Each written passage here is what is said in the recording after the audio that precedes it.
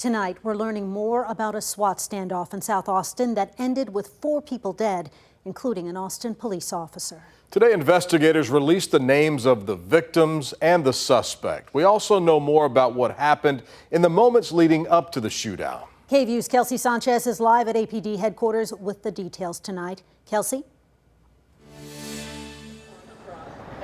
Brian Quita, what you're looking at right now is the memorial for Officer Jorge Pastor, which has grown in the last few days. Earlier, I did go back out to the street where this shooting happened and that tragedy unfolded, and I did talk to one neighbor who told me that a family lived in the house and they described them as only being very kind to them. Days after a SWAT standoff turned deadly, Bernoulli Drive is still a crime scene. FBI agents walking in and out of the house where 4 people, including an Austin police officer, were killed.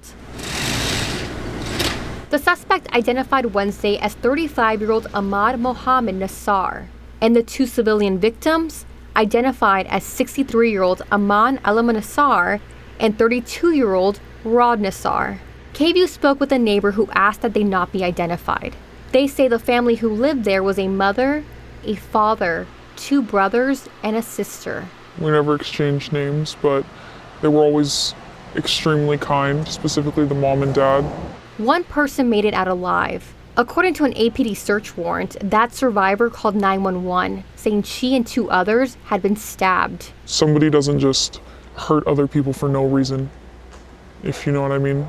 There had to be something that happened that maybe wasn't discussed, or maybe it should have been a conversation with the family. Investigators added that when SWAT officers went in, the suspect opened fire with a rifle while wearing body armor. The suspect killed senior officer Jorge Pastor and wounded another officer. SWAT officers firing back and the suspect dying at the scene.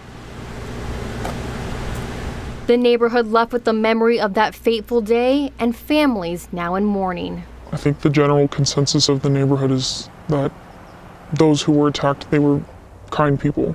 And that's what at least I'll remember them by, and I know my family will remember them by it.